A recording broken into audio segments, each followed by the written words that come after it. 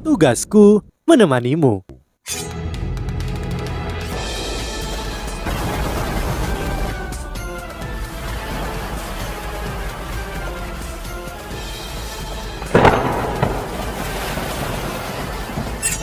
Hai sahabat Pasuk, kembali lagi bersama alur cerita versi novel Solen 2 Sekte Tang yang tak tertandingi. Jangan lupa like, subscribe, dan nyalakan tanda lonceng. Mari kita lanjutkan. Cahaya dingin melintas di mata Zhang Peng. Dia mengangguk penuh arti pada Tang Ya. Tang Ya mengangguk. Dia naik ke arena dengan nyaman. Pada saat yang sama dia melepaskan tudungnya. Kerumunan yang bersorak itu langsung tenang. Mereka semua terkejut dengan apa yang mereka lihat. Tang Ya berjalan ke arena. Di mata orang banyak, mereka mengharapkan beberapa pria mengerikan dari sekte Roh Suci. Namun orang yang sekarang berdiri di hadapan mereka adalah seorang gadis cantik yang menakjubkan dengan mata biru gelap dan kulit putih giok. Dibanding dengan beberapa tahun yang lalu, Tang Ya jauh lebih dewasa. Dia telah tumbuh lebih tinggi dan menjadi lebih feminim. Dia tampak seperti orang dewasa muda sekarang. Wajah cantiknya sedingin es ketika dia berjalan menuju Baby. Berkelas dan dingin, dengan sikap menawan namun jahat yang tak terukiskan. Kemegahannya yang menawan sepertinya tidak kalah dengan Wang Dong'er dan Wang Qi'er. Pupil Bebe sedikit menyusut dan pandangan tersiksa melintas di matanya. Namun dia masih tampak sangat bertekad. Dia menghadapi Tang Ya secara langsung dan tidak menghindarinya. Dia juga menatapnya dan tatapannya tampak mengerikan. Gurat gas biru gelap redup mulai berputar di sekitar tubuhnya. Sepertinya dia bisa meletus kapan saja. Tang Ya berhenti ketika dia berada 3 meter jauhnya dari Baby. Dia menatapnya dengan dingin dan tidak mengucapkan sepatah kata pun. Namun ada aura yang sangat khusyuk di atas panggung. Emosi Zheng Zan belum surut. Keterampilan jiwa kelima dan keenam Baby telah menghancurkan 2 mas roh jahat. Pemuda yang berpenampilan bagus di depannya ini, Zheng Zan merasa bahwa dia sangat menyenangkan.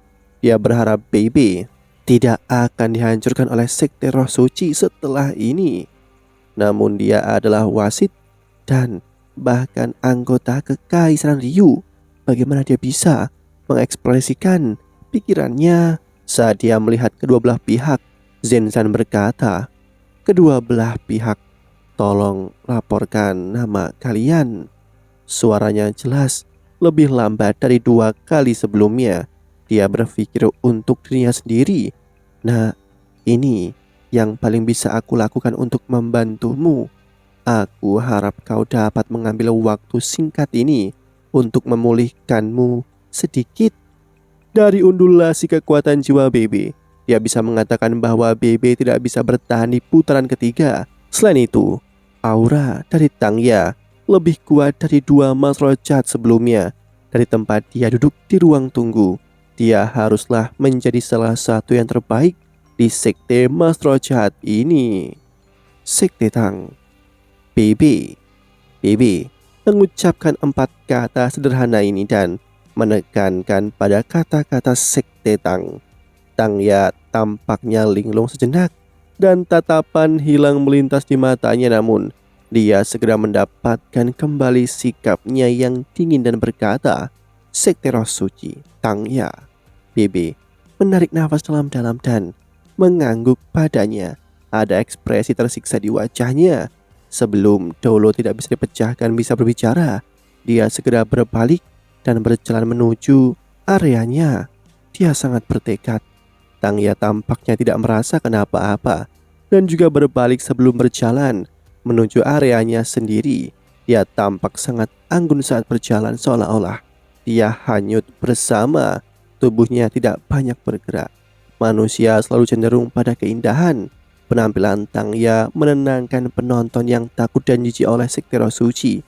Bahkan ada beberapa yang ragu, bisakah wanita cantik seperti ini menjadi seorang mas roh jahat? Tentu saja, kecantikan tidak menentukan kemampuan seorang master jiwa.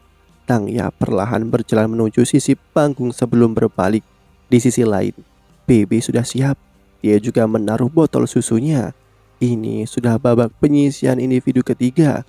Babak ketiga sangat penting, terutama bagi tim yang telah memenangkan 2 pertandingan sebelumnya. Selama mereka memenangkan pertandingan ketiga, BB memiliki hak untuk meminta agar mereka segera memulai babak tim. Sekte Tang menang jumlah dengan Sekte Roh Suci. Jika BB bisa memenangkan babak ini, keuntungan Sekte Tang akan sangatlah besar. Namun, bisakah Sekte Tang benar-benar menang? Setelah bertarung 2 ronde berturut-turut, penimpisan kekuatan jiwa BB bisa terlihat dalam ekspresinya. Sangat tidak mungkin dia bisa mengalahkan Tangya sekarang, yang juga kemungkinan pemimpin tim dari Sekte Roh Suci. Dolo yang tidak bisa dipecahkan memandang kedua belah pihak. Dia tahu bahwa dia tidak bisa menunda lebih jauh lagi. Dia menghela nafas dalam hatinya dan mengangkat tangan kanannya tinggi-tinggi. Pertandingan dimulai. Setelah suaranya terdengar, BB adalah orang pertama yang melakukan gerakan. Dia mengerahkan kekuatannya dan langsung meledak ke depan. Dia tidak tampak lebih lambat daripada ketika dia menghadapi Wang Shaoli sebelumnya. Di ruang tunggu, sisa 7 Monstrous Rex menyaksikan perkelahian dengan gugup. Susan Si memegang tangan Jiang Nanan dengan sangat erat dan Jiang Nanan tidak menyalahkannya karena memanfaatkan kesempatan ini untuk memegang tangannya sekarang. Mereka lebih awal mengenal BB dan Tangya. Mereka telah menyaksikan bagaimana BB dan Tangya tumbuh sebagai pasangan. Mereka telah menyaksikan bagaimana BB tersiksa setelah Tangya menghilang. Pada saat ini, 2 kekasih ini telah bersatu kembali. Namun, mereka dipersatukan kembali sebagai lawan. Xiaoya, apakah kamu tidak ingat apa-apa? Apakah kamu tahu berapa banyak BB telah berkorban untukmu selama ini? Jiang Nanan bergumam pada dirinya sendiri. Matanya mulai memerah. Susan Si tanpa hambatan seperti biasa dan berkata, "Kita harus percaya BB. Dia akan bisa membangunkannya." "Ya, dia pasti akan bisa," Wang Dong'er dan Xiao Xiao berkata di saat yang hampir bersamaan. He Chaito juga mengepalkan tinjunya dengan cemas. Hanya Yu Hao yang tampak lebih tenang. Nafasnya sangat teratur dan dia meletakkan tangannya di pegangan kursi rodanya. Dia sepertinya sedang memikirkan sesuatu.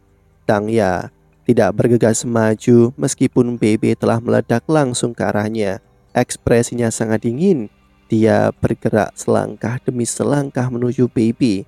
Dia tidak cepat, namun cahaya biru gelap yang bersinar dari tubuhnya menjadi jauh lebih kuat dan lebih kuat dengan setiap langkah yang diambilnya. Cahaya biru menonjolkan penampilan yang menggairahkan. Dia memiliki aura seorang ratu yang mendominasi. Keduanya semakin dekat dan lebih dekat satu sama lain. Di bawah kaki Tangya, cincin jiwanya juga akhirnya bersinar. 2 cincin jiwa kuning, 2 ungu, dan 3 hitam. Di ruang tunggu Jiang Nanan berseru, "Hah? 7?" Beberapa orang lain yang akrab dengan Tangya juga terpana. Yu Hao juga mengungkapkan ekspresi kaget di matanya. 7 cincin jiwa, sage jiwa 7 cincin. Awalnya kultivasi Tangya lebih rendah dari BB, Susan Si dan bahkan Jiang Nanan. Ini juga sebabnya dia meninggalkan Akademi Shrek. Dia tahu bahwa dia tidak bisa memasuki halaman dalam, namun 7 cincin jiwa menyala di tubuhnya sekarang. Dalam beberapa tahun, dia sudah menjadi sage jiwa 7 cincin. Apakah semua mas roh jahat semenakutkan ini? Cincin jiwa ketiganya menyala. Tangya mengangkat tangan kanannya dan menirukan tindakan memukul lembut ke arah BB. Sebuah bola cahaya biru tua meluncur keluar dan terbang menuju BB. Bola dengan cepat mengembang. Saat terbang keluar, berubah menjadi jaring biru tua. BB mengetahui keterampilan jiwa ini. Yu Hao juga tahu dengan sangat jelas. Ini adalah keterampilan jiwa ketiga yang BB bantu Tangya dapatkan ketika Yu Hao pertama kali bertemu mereka. Namun, jaring laba-laba yang digunakan Tangya sekarang berdiameter lebih dari 10 meter. Itu menutupi area permukaan yang sangat luas, dan BB merasa bahwa dia tidak bisa mengelak saat bergerak. Tidak hanya ini, tetapi cincin jiwa pertama Tangya juga menyala. Tanaman merambat yang tak terhitung jumlahnya muncul dari punggungnya. Tanaman merambat biru tua sangat mengkilap dan transparan, memancarkan cahaya safir yang dalam. Saat cahaya menyebar, itu akan menutupi BB sepenuhnya. Meskipun Tangya telah menjadi emas roh jahat, dia tidak mengubah arah kultivasinya. Dia masihlah seorang emas roh tipe kontrol. BB berhenti berlari ke depan. Setelah itu, petir ungu kebiruan muncul di sekitarnya. Sebuah jaring petir besar berwarna ungu kebiruan terbuka ke arah Tangya. Itu sama besarnya dengan jaring laba-laba pengikat. Dua jaring besar saling bentrok di udara. Jaring laba-laba tiba-tiba berhenti dan kilat mengelilinginya. Tiba-tiba, kilasan kejadian melintas di mata Tangya. Shoya, kamu harus mencoba membuka jaring laba-laba saat menggunakannya.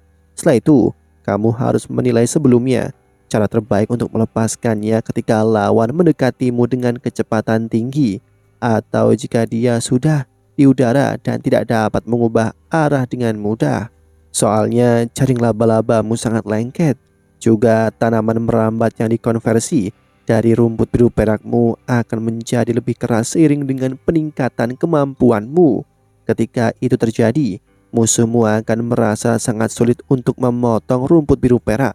Lawan bahkan mungkin menyebabkan jaring laba-laba untuk menutup saat dia menyerang dan langsung diperangkap. Akankah lawanku bisa melawan pengikat jaring laba-labaku, BB? Tangya bertanya. Tentu saja, gunakan itu untukku, BB menjawab. Aku mengerti apa yang kamu lakukan. Kedengarannya menyenangkan. Salah satunya adalah jaring kilat dan satu lagi adalah jaring laba-laba. Sangat menarik ketika kita menggabungkannya. Haruskah kita memberinya nama? Haha, sebut saja jaring cinta. Tidak ada lubang di jaring cinta. Aku bisa menjebakmu. Haha, baiklah, sebut saja jaring cinta. Jaring cinta? Tangya tampak linglung. Ada tatapan bingung di matanya.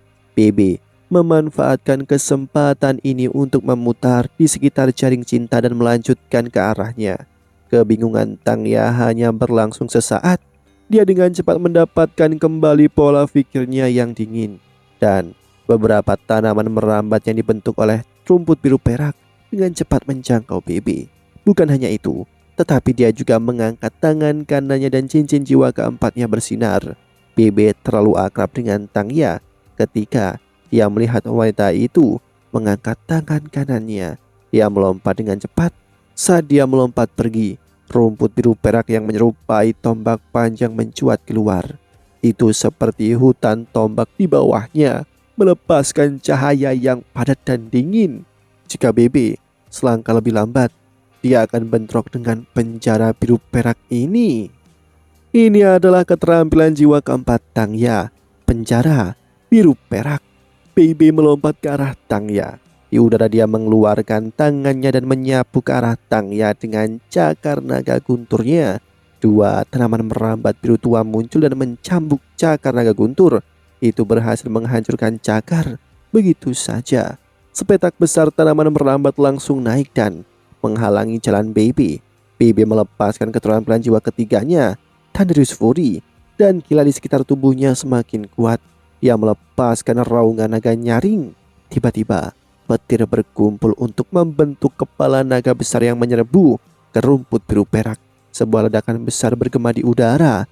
Tanaman merambat rumput biru perak berserakan saat diserang oleh keterampilan jiwa keempat BB, kepala naga guntur. Namun itu tidak sepenuhnya hancur dari ledakan. Meskipun kepala naga guntur sangat kuat, itu hanya berserakan.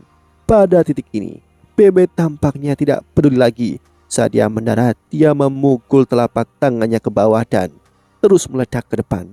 Dia membuka lengannya lebar-lebar seolah-olah dia mencoba merangkul Tangya. Ada ekspresi dingin di wajah Tangya. Dia mengangkat tangan kanannya menunjuk arahnya. Tombak panjang memancarkan cahaya biru terang muncul di ujung jarinya. Seketika tombak muncul, tanaman merambat yang tersebar berubah menjadi bayangan dan menyatu dengannya. Tangya juga berubah transparan. Ini Zengzan merasa rambutnya berdiri tegak, seolah-olah jiwanya telah ditembus. Ini adalah keterampilan jiwa kelima Tangya.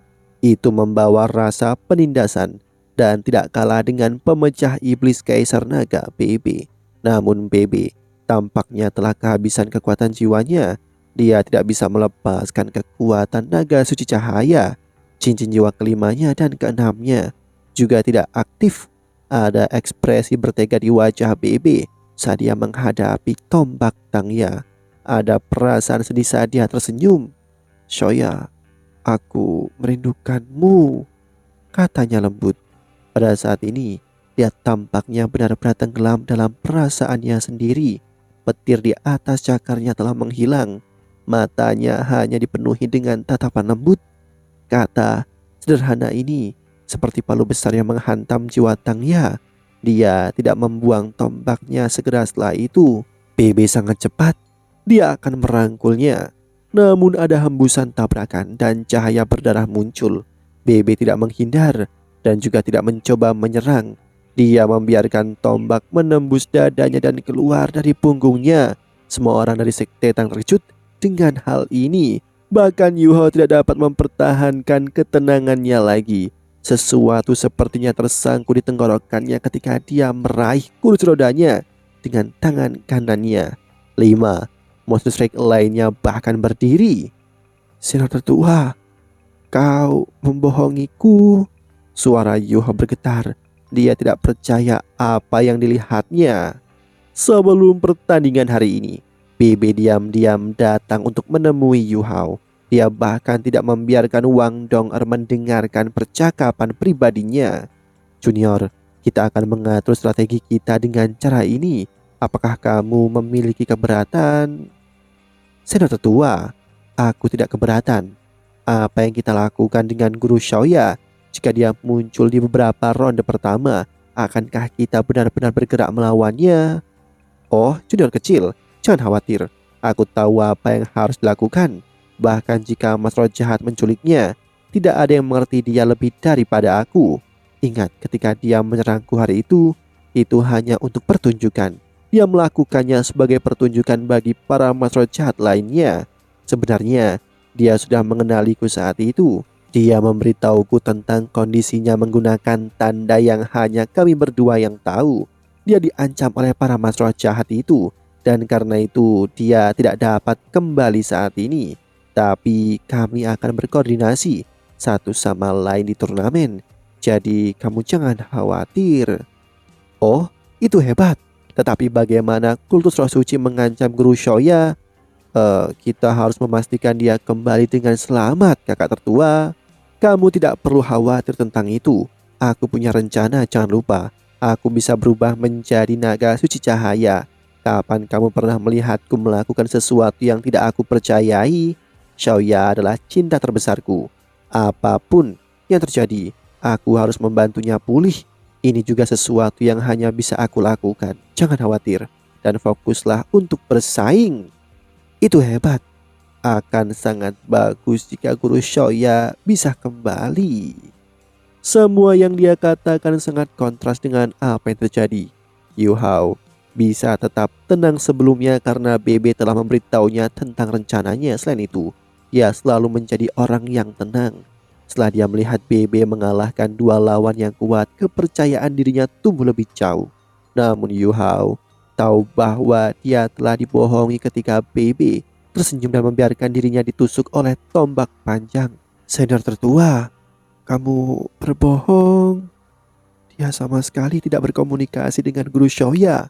Serangan yang dideritanya hari itu juga bukan pesan yang ditinggalkan Guru Xiaoya untuknya. Dia tidak memiliki kemampuan untuk membawanya kembali. Senior tertua, kau..." Tombak panjang itu menusuk dada Bebe dan keluar dari punggungnya. Namun, dia terus bergerak maju menuju Tangya. Dia menutup lengannya yang terbuka dan memeluknya. Darah segar menyembur keluar dari dadanya dan tersebar di Tangya. Aura dinginnya tampaknya telah mengalami pukulan, dan Tangya tampak sedikit hangat. Dia tertegun ketika tombak tirani biru perak menikam Bebe. Tangya merasa seolah-olah dadanya sendiri telah ditusuk. Rasa sakit yang tak terukiskan muncul di dadanya. Dia tidak melepaskan kemampuan melahap hidup dari tombak tiran biru peraknya. Dia berdiri di sana dengan linglung tanpa bergerak, seolah-olah dia sudah tidak bisa bergerak. Pandangan yang hilang di matanya juga berubah menjadi perjuangan yang luar biasa. Shoya, senang memelukmu lagi. Rasanya sangat nyaman. Bebe bahkan tidak merasakan sakit di dadanya. Dia memeluk Tangya dengan sangat erat dan wajahnya dipenuhi dengan kebahagiaan. Hanya saja itu juga sangat pucat saat ini. Shoya, kamu tahu, aku benar-benar merindukanmu. Setelah aku kehilanganmu, aku menyadari betapa pentingnya kamu bagiku. Kamu telah menjadi bagian tak terpisahkan dari hidupku. Ketika aku melihatmu hari itu, jiwaku akhirnya terbangun. Aku sudah menunggu hari ini terlalu lama. Aku tidak tahu apakah kamu bisa mengingatku atau apakah kamu akan pulih. Namun, cukup bagiku untuk bisa memelukmu. Bangun, Shoya. Biarkan aku memanggilmu dengan hidupku. Aku sudah mendirikan sekte Tang untukmu. Bangunlah. Demikianlah kisah untuk kali ini. Sahabat Pasuk, jangan sedih, jangan bimbang, apalagi galau. Karena aku kan selalu menemanimu.